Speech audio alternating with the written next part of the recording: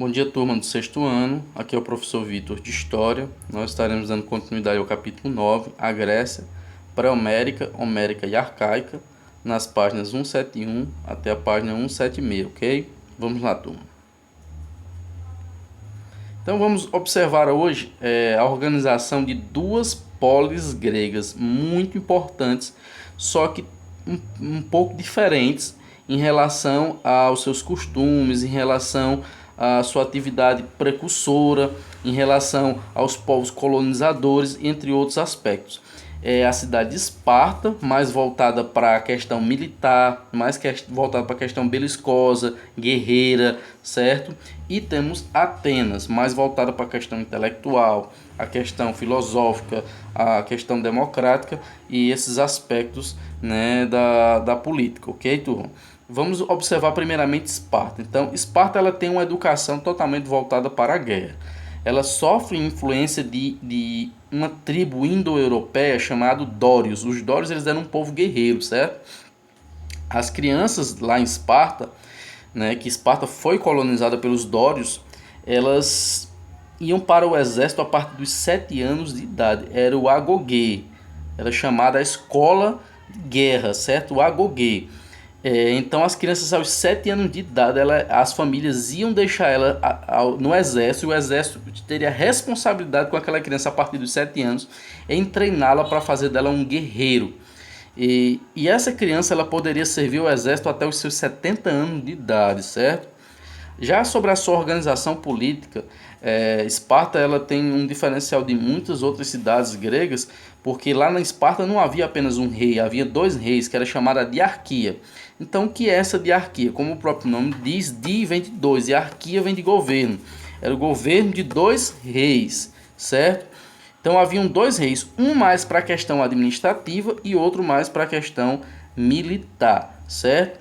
Então, eles estavam se dividindo ali nessas duas questões. Existe uma assembleia em Esparta chamada Ápila. A Ápila era onde os espartanos discutiam, né, todos os aspectos da vida pública na sua cidade. Tínhamos também a Gerúsia. A Gerúsia era um tribunal de justiça onde era composto pelos anciões de Esparta e era responsável por julgar as questões judiciais ali naquela cidade.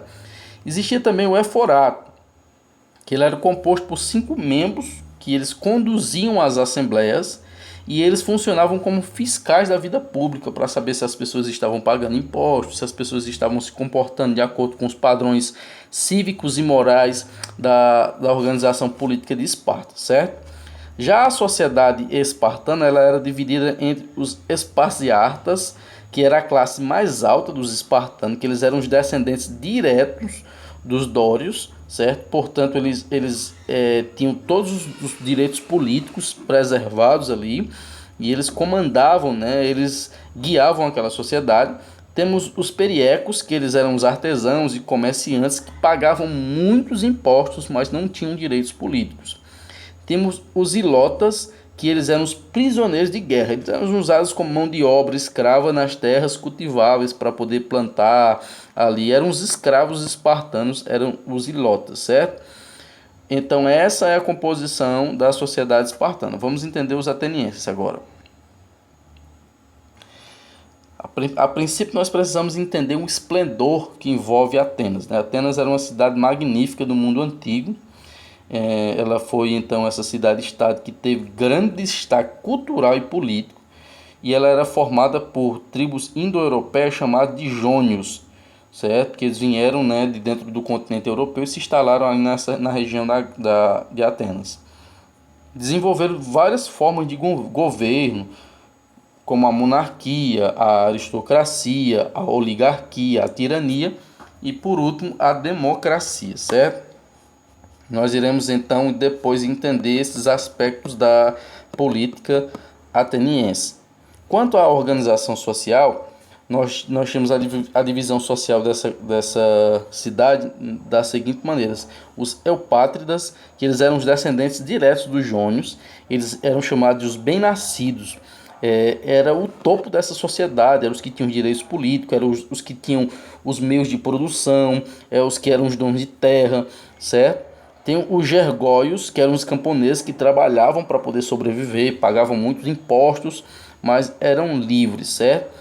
Temos os demiurgos, que eram os artesãos e pequenos comerciantes, também pagavam muito imposto, mas não tinham direitos políticos.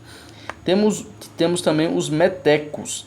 Esses eram os estrangeiros livres, porém eles não tinham direitos políticos, certo? E tínhamos os escravos, que geralmente eram estrangeiros ou prisioneiros de guerra, certo?